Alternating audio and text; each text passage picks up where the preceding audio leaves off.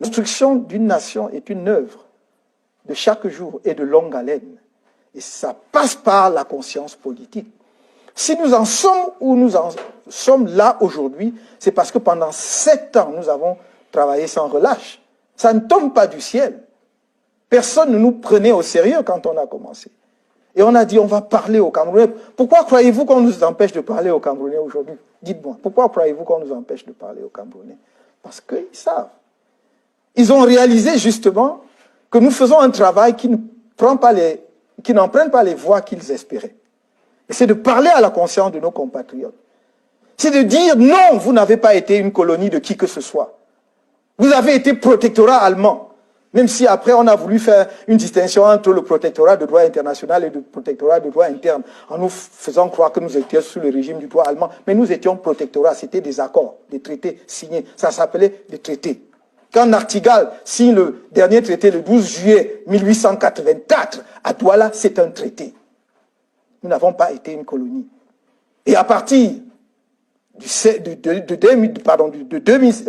1916, lorsque l'Allemagne perd la guerre, il y a un condominium franco-britannique qui s'installe pendant une courte période pour qu'à partir de 1922, nous soyons un territoire sous mandat, dont nous n'avons jamais été une colonie.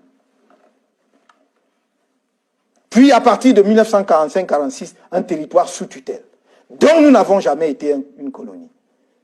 Il faudrait donc qu'on repositionne nos relations en se souvenant de cela. Et que les Camerounais eux-mêmes aient la conscience de ce que le nationalisme camerounais n'est pas un artifice. Il est profond dans l'histoire de notre pays. Quand Mangabel envoie des émissaires au sud, Gossodine, rencontrer Martin-Paul Samba, pour dire j'ai une cause. Face aux Allemands qui arrachent nos terres, on doit faire cause commune pour se battre. C'est là que commence à naître la nation camerounaise. C'est ça que je voudrais que mes jeunes compatriotes, à qui on n'a pas enseigné cela, c'est ça que je voudrais qu'ils sachent. Et que c'est dans cette dynamique, toute cette trajectoire que s'est bâti notre pays. En passant par les nationalistes des années 1948 jusqu'au dernier exécuté le 15 janvier 1971, Ernest Ouandira Bafoussam. C'est ça l'histoire du Cameroun. Il faut s'inscrire donc dans cette continuité. C'est ça que je voudrais que nous continuions à faire. Et que ceux qui viennent diviser artificiellement les Camerounais ne trouveront jamais au MRC, encore moins auprès de Camto, un quelconque soutien.